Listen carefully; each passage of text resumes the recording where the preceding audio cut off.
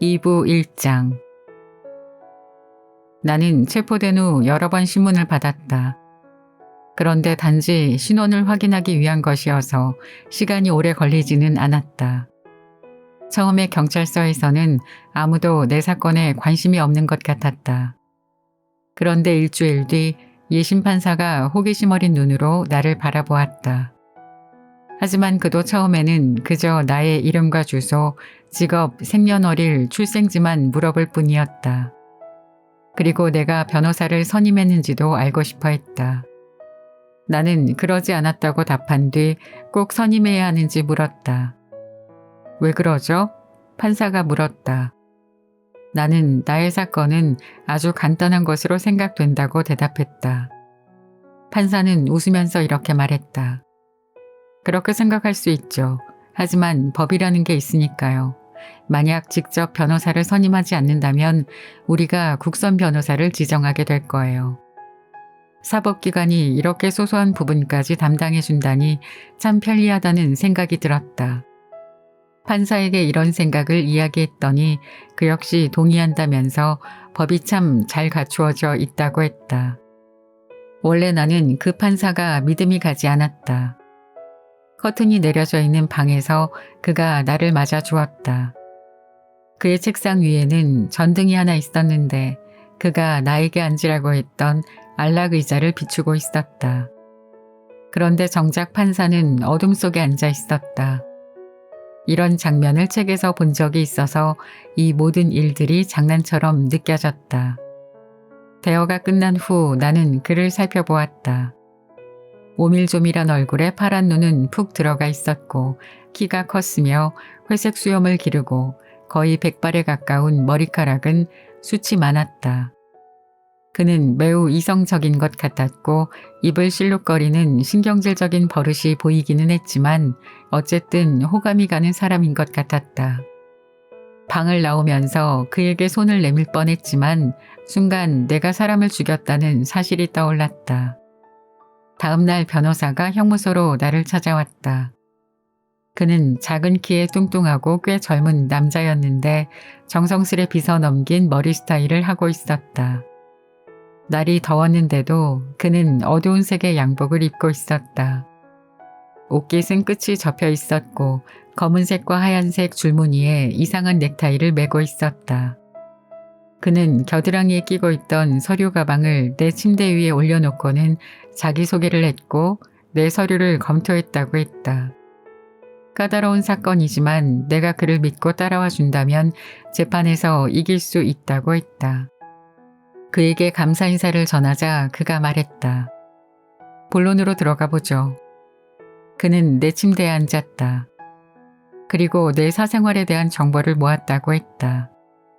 엄마가 최근에 요양원에서 사망했다는 사실을 알게 되어 마렌고로 가서 조사했는데 내가 엄마의 장례식에서 무관심한 모습을 보였다는 사실을 예심 판사들이 알게 되었다고 했다.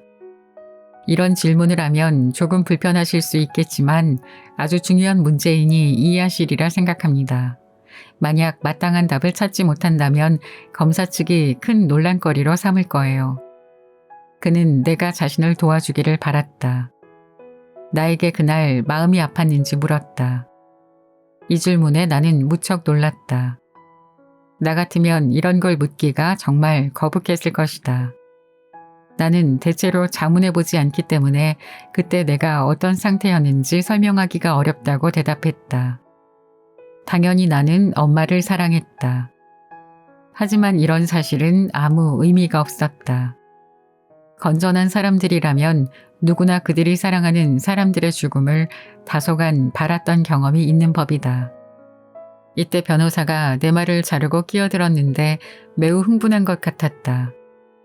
그런 말은 법정에서는 물론이거니와 예심 판사 앞에서도 절대로 하지 않겠다고 약속하라고 했다.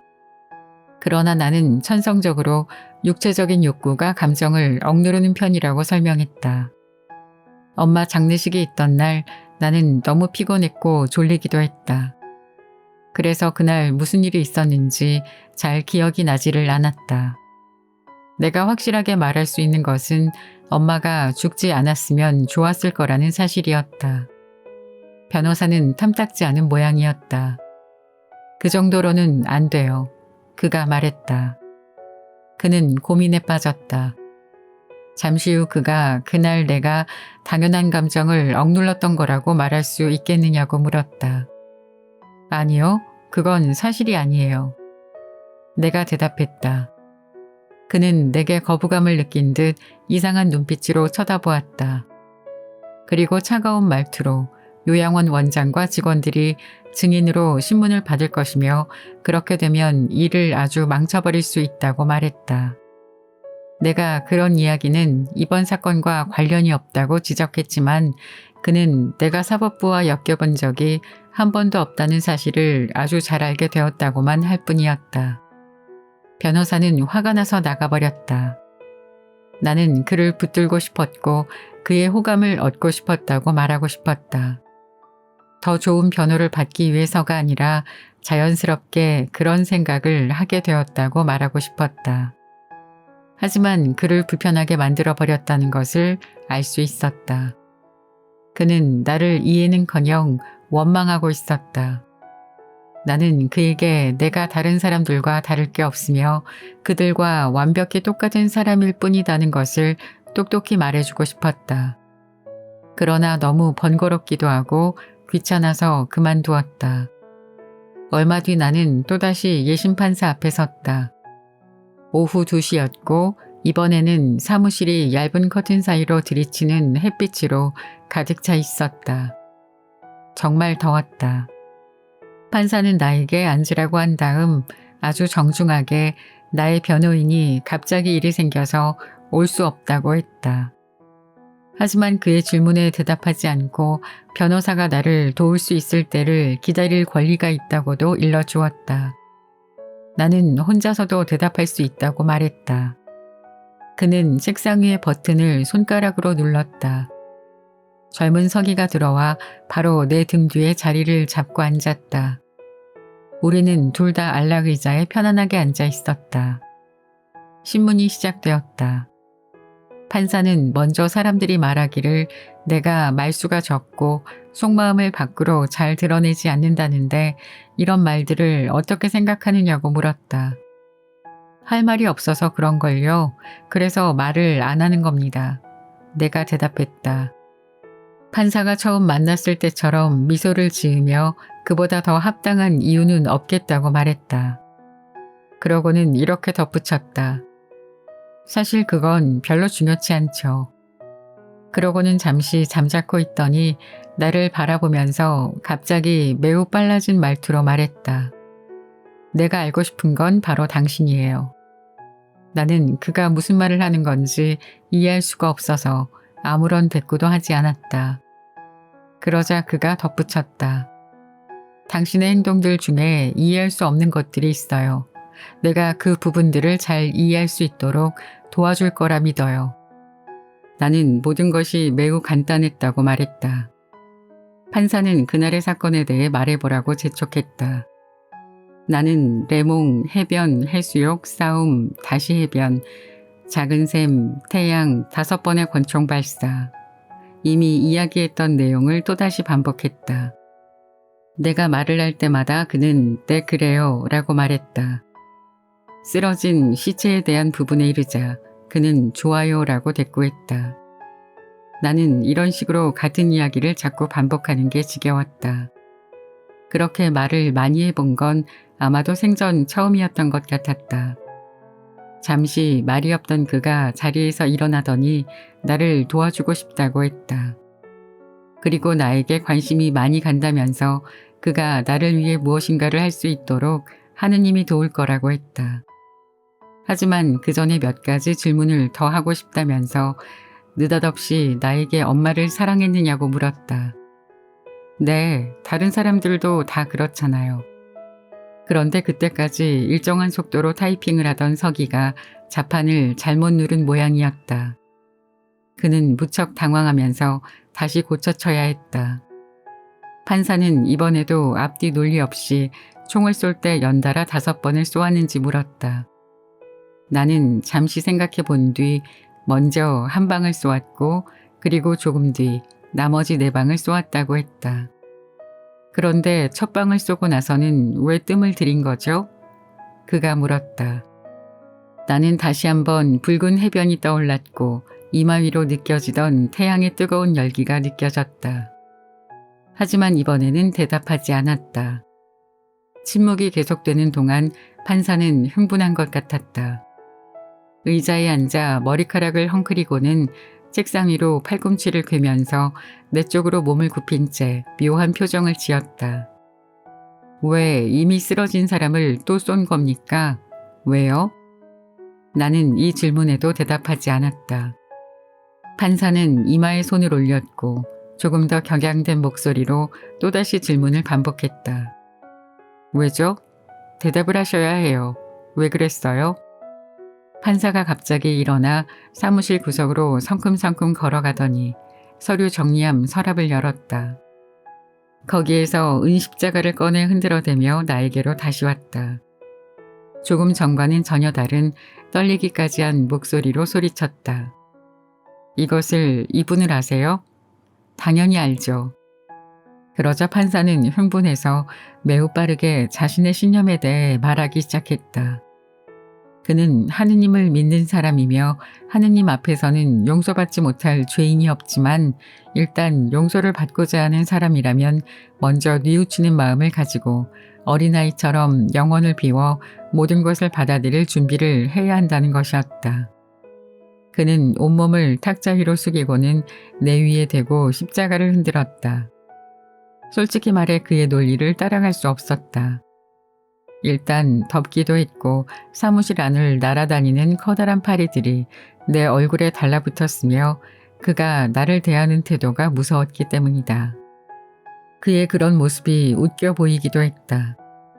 왜냐하면 결국 죄를 지은 사람은 나였기 때문이다. 하지만 그는 계속했다. 내가 대충 이해한 바로는 그가 이해할 수 없는 것은 딱 한 가지. 바로 내가 두 번째로 총을 쏘기까지 뜸을 들였다는 것이었다. 그 부분 외에는 다 이해할 수 있다는 이야기였다. 나는 그에게 그렇게 고집을 부리는 것은 잘못이라고 말하려 했다. 그 부분은 그렇게 중요한 게 아니라고 말하고 싶었던 것이다. 하지만 내가 말할 틈도 없이 그가 또다시 일어서더니 나에게 하느님을 믿느냐고 따지듯 물었다. 나는 믿지 않는다고 대답했다. 그는 분개하며 다시 자리에 앉았고 나에게 그럴 수는 없는 일이라면서 혹시 하느님의 얼굴을 외면할 수는 있겠지만 그래도 하느님을 안 믿을 수는 없다고 했다. 이것이 바로 그의 신념이며 이 사실을 의심하게 된다면 자신의 삶은 의미가 없을 것이라고 했다. 내 삶이 무의미해지기를 바라시는 거예요? 그가 소리쳤다. 내 생각에는 그건 나와 상관없는 일이었고 그에게도 그렇게 말했다. 그러나 그가 탁자 위로 손을 뻗으면서 십자가를 내 눈앞으로 들이밀고는 이성을 잃은 사람처럼 소리를 질러댔다. 내가 말이야 크리스천이라고. 내가 그분께 네 죄를 용서해 달라고 하고 있다고. 그분이 너를 위해 고통을 당하셨다는 걸 어째서 믿지 못하겠다는 거지? 갑자기 그가 나에게 반말을 하고 있었다. 하지만 나는 이제 질려버렸고 점점 더 더워졌다.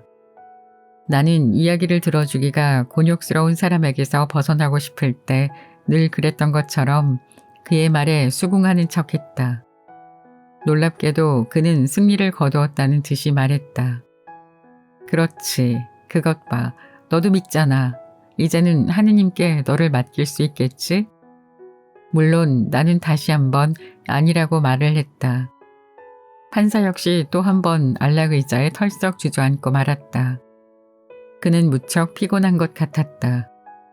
그가 말이 없는데도 서기는 우리의 대화를 뒤늦게 따라오느라 마지막 문장을 타이핑하고 있었다. 판사가 약간 슬픈 표정으로 나를 가만히 쳐다보았다. 당신처럼 고집이 센 사람은 본 적이 없어. 내가 만났던 죄인들은 모두 이 고통의 형상을 보고는 울음을 터뜨렸거든. 나는 그의 말에 그들은 죄인이라서 그랬던 거라고 말하려고 했다. 하지만 순간 나 역시도 죄인이라는 사실이 떠올랐다. 스스로도 믿을 수 없는 일이었다. 그때 판사가 자리에서 일어났다. 신문이 끝났다는 신호 같았다. 그는 다소 지친 기색으로 나에게 그렇게 행동한 것을 후회하는지만 물었다.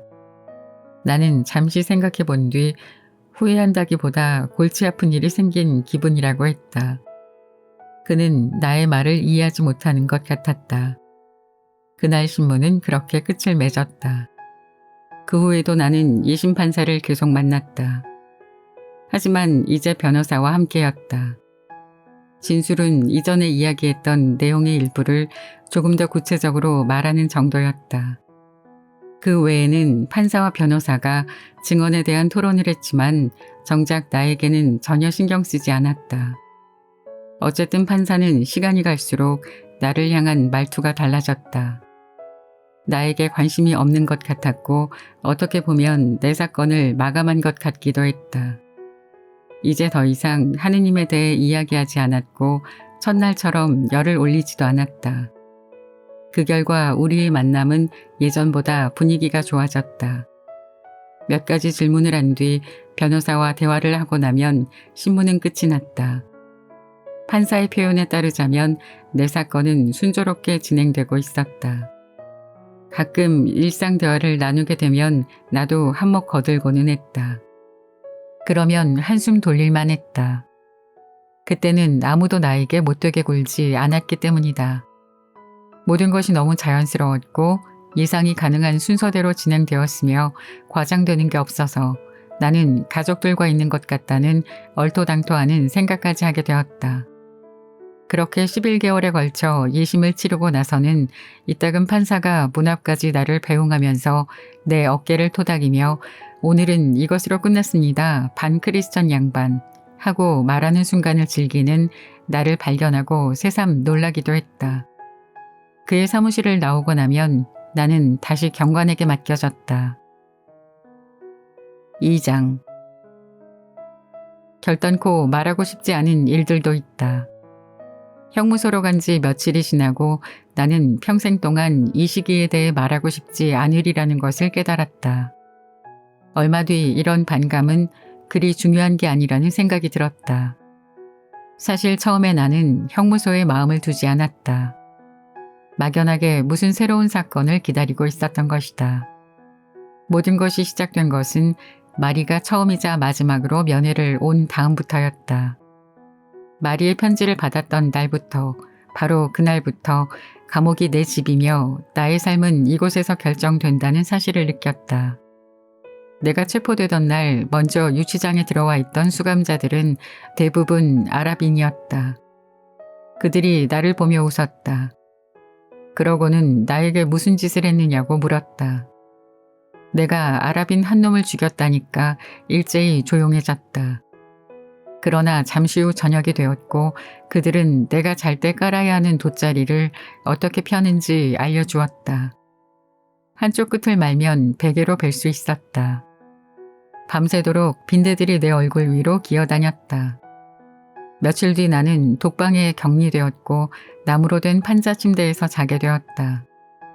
밤에는 변기로 쓸 통과 양철 대야가 있었다. 형무소는 도시의 꼭대기에 있었는데 작은 창문으로 바다가 보였다. 철책에 매달려 빛을 향해 얼굴을 들이밀고 있던 어느 날 교도관이 들어오더니 누가 면회를 왔다고 했다. 나는 마리일 거라고 생각했다. 정말 마리였다. 나는 면회실로 가기 위해 긴 복도를 통과했고 계단을 지나 마지막으로 또 다른 복도를 따라갔다. 마침내 커다란 창으로 빛이 들어오는 아주 큰 방으로 들어섰다. 방은 철책이 세로로 2개가 쳐져 있어서 3칸으로 나뉘어져 있었다. 철책 사이에는 8m에서 10m의 공간이 있어서 죄수와 면회자를 떨어뜨려 놓고 있었다. 내 앞에 줄무늬 원피스를 입고 그을린 얼굴을 한 마리가 보였다. 내가 있는 쪽에는 몇 명 정도의 죄수들이 있었는데 대부분이 아랍인이었다. 마리는 이슬람 교도들에게 둘러싸여 있었고 2명의 여성 면회자 사이에 껴 있었다. 한쪽에는 검은 옷을 입은 키가 작은 노인이 입을 꼭 다물고 있었고 또 다른 쪽에는 모자를 쓰지 않은 뚱뚱한 여자가 온갖 몸짓을 해가며 큰 소리로 떠들어대고 있었다.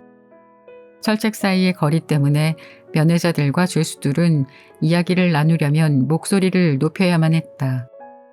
방으로 들어가자 아무것도 없는 넓은 벽 때문에 울리는 목소리들과 하늘로부터 쏟아져 내려오는 눈부신 햇빛 때문에 현기증 같은 증상을 느꼈다. 내가 있는 감방은 이곳보다 조용하고 어두웠다. 그래서 이런 환경에 적응이 되려면 시간이 조금 필요했다. 시간이 지나고 나니 환한 빛 속에 드러나 있는 얼굴들 하나하나가 눈에 들어왔다. 교도관은 두 철책 사이의 복도 끝에 앉아 있었다. 대부분의 아랍인 죄수들과 가족들은 서로 마주한 채 몸을 웅크리고 앉아 있었다. 그들은 소리를 지르지 않았다. 그렇게 시끄러운 가운데에서도 나지막한 목소리로 대화를 나누고 있었다. 아래쪽에서 들려오는 작은 속삭임들은 그들 머리 위로 오고 가는 대화 소리에 저음부가 되어 화음을 만들어내는 것 같았다. 마리를 향해 걸어가는 그 잠깐의 시간 동안 이 모든 게 파악된 것이다. 마리는 이미 철책에 달라붙어 있었는데 나를 보더니 애써 웃어주었다. 마리가 정말 아름답다는 생각이 들었지만 그녀에게 말하지는 않았다. 어떻게 지내? 마리가 큰 소리로 물었다. 그렇지 뭐. 잘 지내지? 필요한 건 없어? 없어. 그러고는 잠시 말이 없었지만 마리는 여전히 웃고 있었다. 뚱뚱한 여자는 내 옆에 남자를 향해 울부짖다시피 했는데 눈매가 순수하고 키가 큰 금발의 이 남자가 아무래도 남편인 것 같았다. 그들의 대화는 계속되었다. 자는 그놈을 잡으려고 하지 않아요. 여자는 목이 터져라 소리를 질러댔다. 그래. 남자가 말했다. 당신이 나오면 잡을 거라고 말했지만 자는 붙잡을 생각을 안 한다니까요. 이번에는 마리가 나에게 레몽이 안부를 전하더라면서 소리를 질렀다. 나는 고마워라고 했다. 그런데 마침 내 옆에 남자가 그놈은 잘 지내? 라고 묻는 소리에 묻히고 말았다. 뚱뚱한 여자가 그 어느 때보다 건강하게 잘 지내? 라고 말하면서 웃었다. 내 왼쪽 남자는 갸냘픈 손에 키가 작았는데 아무 말이 없었다. 그는 자그마한 할머니와 마주하고 있었고 둘은 서로를 뚫어져라 바라보았다. 하지만 그들을 계속 관찰할 만한 여유가 없었다. 마리가 나에게 희망을 가져야 한다고 소리쳤기 때문이었다. 나는 알았어 라고 대답했다. 그러면서 마리를 보니 원피스를 입은 그녀의 어깨를 꼭 안아주고 싶었다. 원피스의 얇은 천을 만져보고 싶기도 했다. 그런데 그 외에 어떤 희망을 품어야 하는지 정말 알 수 없었다. 마리가 아까부터 계속 웃고 있는 것도 이런 사실을 알고 있기 때문이 아닐까 싶었다. 지금 내 눈에 보이는 것은 그녀의 반짝이는 치아와 눈가의 잔주름뿐이었다. 마리가 다시 외쳤다. 당신은 나올 수 있어. 그러면 우리 결혼하자. 정말 나갈 수 있을까? 내가 이렇게 대꾸했던 건 그저 무슨 말이든 해야 했기 때문이었다. 그러자 마리는 재빠르게 목소리를 높여 당연하다면서 내가 나가면 또 해수욕을 하러 가자고 했다. 그런데 옆에 여자가 서기과에 바구니를 맡겼다면서 고함을 질러댔다. 그녀는 그 바구니 안에 넣어둔 모든 것을 일일이 열거하고 있었다. 돈을 많이 쓴 것이니까 잘 확인해야 한다는 것이었다. 다른 쪽 죄수는 그의 어머니와 여전히 눈만 마주치고 있었다. 우리 아래쪽에서는 아랍인들의 웅성거리는 소리가 계속되고 있었다. 바깥의 햇빛이 창문을 통하면서 부풀어 오르는 것 같았다. 나는 몸이 좀 아픈 것 같은 느낌이 들어 밖으로 나가고 싶었다. 시끄러운 소리 때문에 힘들었다. 그런데 또 한편으로는 마리와 조금 더 함께 있고 싶었다. 시간이 얼마나 흘렀는지 모르겠다. 마리는 자기 일에 대해 이야기했고 계속 웃었다. 속삭임, 고함, 대화 소리들이 오고 갔다. 내 옆에서 말없이 서로만 바라보는 키 작은 젊은 남자와 할머니만 유일하게 침묵의 섬을 이루고 있었다. 아랍인들이 한 명씩 끌려서 면회실을 나갔다. 첫 번째 사람이 나가자 거의 모든 사람이 순간 말이 없었다. 키 작은 할머니가 창살 가까이로 다가섰고 그와 동시에 교도관이 그의 아들에게 나가야 한다는 신호를 보냈다. 아들이 엄마 잘 가라고 말했고 할머니는 두 철책 사이로 손을 밀어넣고 천천히 그리고 오랫동안 손짓을 했다. 할머니가 면회실을 빠져나가는 사이 한 남자가 손에 모자를 들고 들어와 자리에 앉았다. 그러고는 죄수 한 명이 들어왔고 그들의 대화 분위기에는 활기가 있었다. 그런데 작은 목소리로 이야기를 했다. 면회실이 다시 조용해졌기 때문이다. 내 오른쪽에 있던 죄수가 나갈 순서가 되었는데 그의 아내는 더 이상 소리를 지르지 않아도 된다는 사실을 알아차리지 못한 탓인지 여전히 큰 소리로 말했다. 건강하고 항상 조심해야 해. 다음은 내 차례였다. 마리가 손으로 키스를 보냈다. 나는 면회실을 나가기 전에 뒤를 돌아보았다. 마리는 힘겹게 웃느라 경련이 나는 얼굴을 창살에 바짝 붙이고는 미동도 하지 않고 있었다. 마리가 나에게 편지를 보내온 것은 그로부터 얼마 뒤였다. 내가 절대로 말하고 싶지 않은 일들이 시작된 것이 바로 이때부터였다. 어쨌든 그게 무엇이든 과장은 하지 말아야 한다. 나로서는 그리 어려운 일도 아니었다. 수감 초기에 가장 힘들었던 것은 내가 자유로운 사람으로서의 생각들을 여전히 간직하고 있다는 사실이었다. 예를 들어 해변으로 가 바다에 뛰어들고 싶은 욕구가 치솟았다.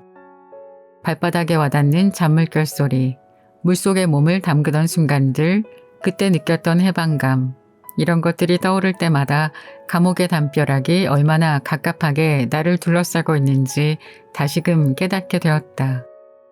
이렇게 괴로운 시간은 몇 달 동안 지속되었다.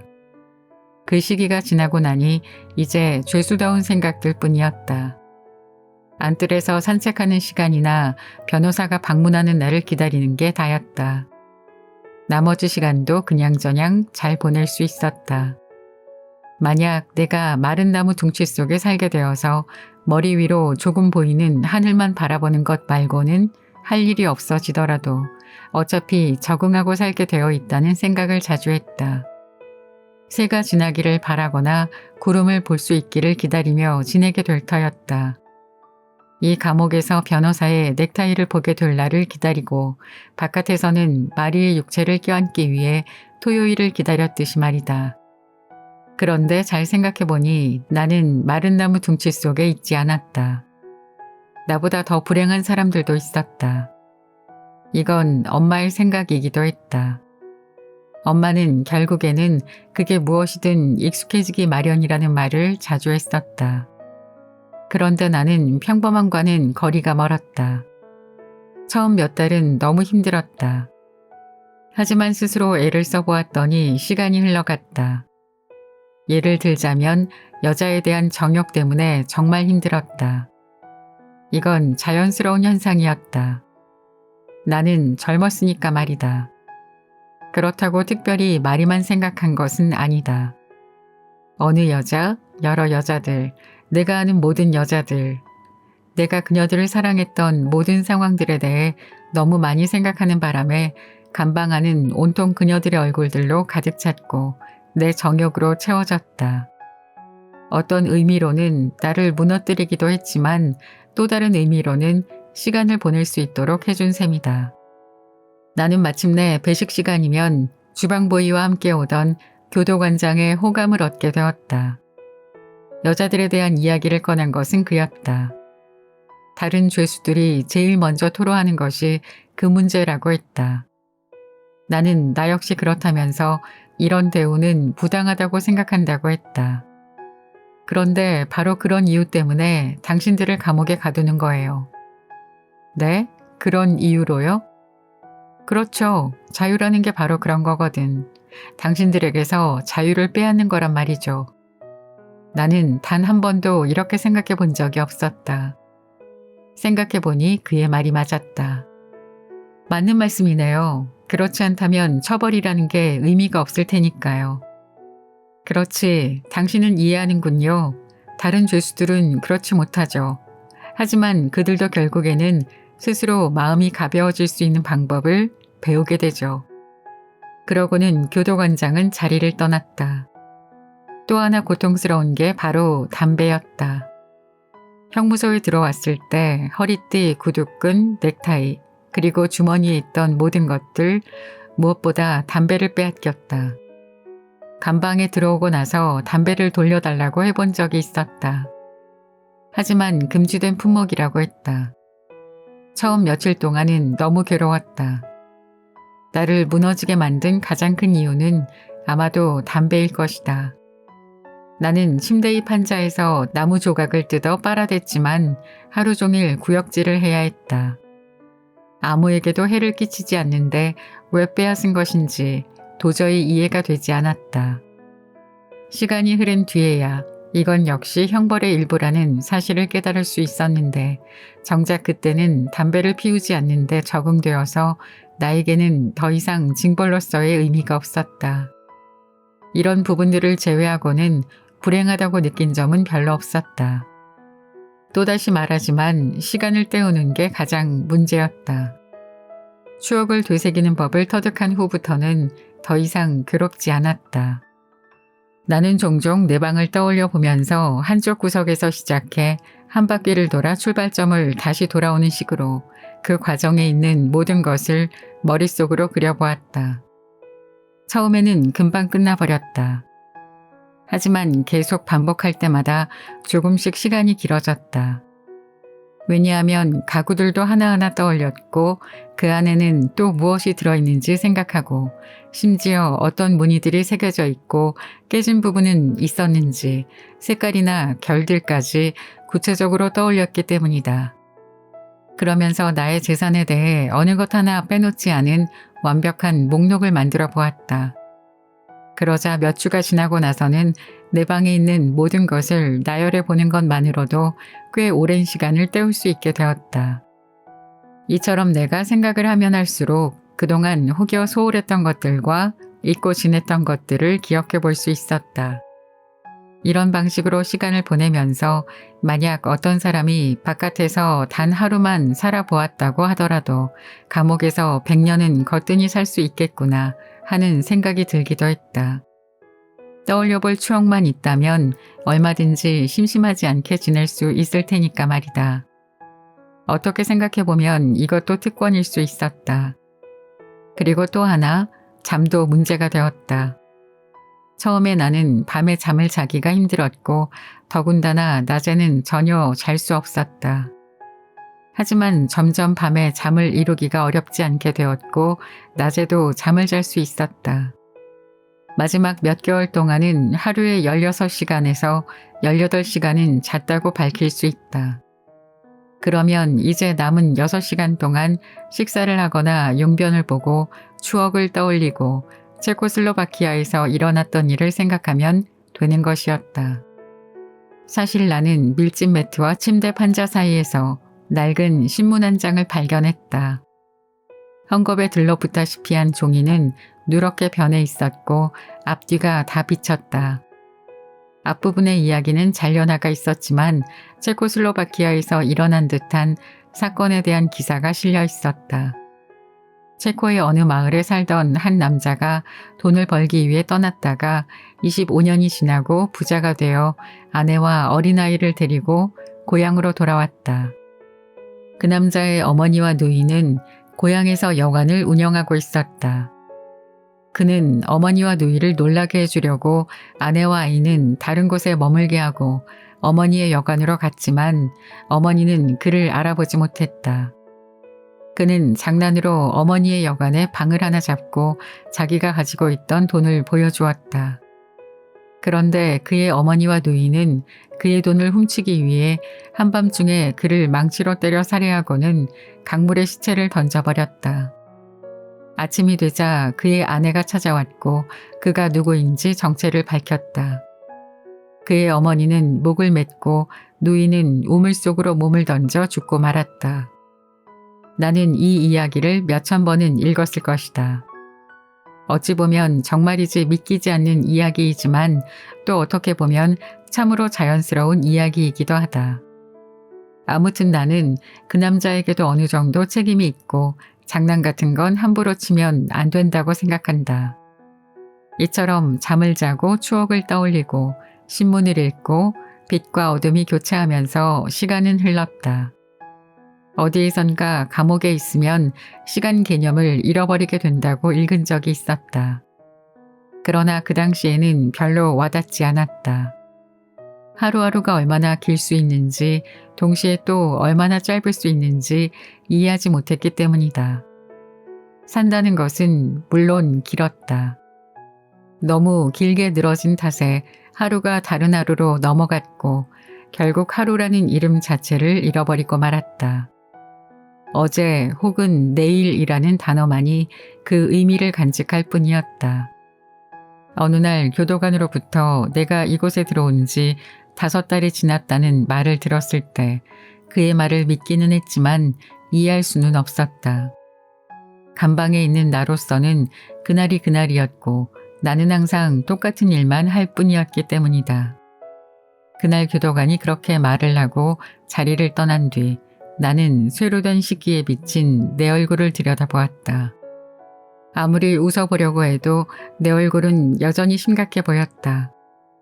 그릇을 들고 흔들어 보았다. 또다시 웃으려고 해보았지만 그릇에 비친 내 얼굴은 계속 심각하고 슬퍼 보였다. 날이 저물고 있었다. 내가 이야기하고 싶지 않고 뭐라고 형언할 수 없는 그런 시간이었다. 형무소의 모든 층으로부터 저녁의 소리들이 침묵의 행렬을 지어 올라오는 그런 시간이었다.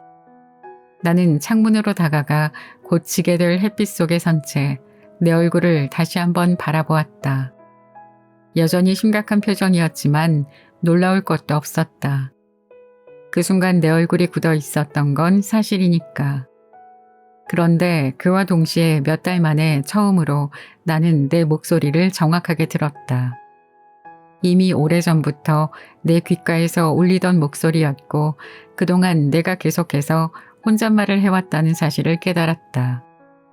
그때 엄마의 장례식 날 간호사가 했던 말이 생각났다. 그랬다. 이러지도 저러지도 못하는 상황이었던 것이었다. 형무소의 저녁이 어떤지 상상할 수 있는 사람은 아무도 없다.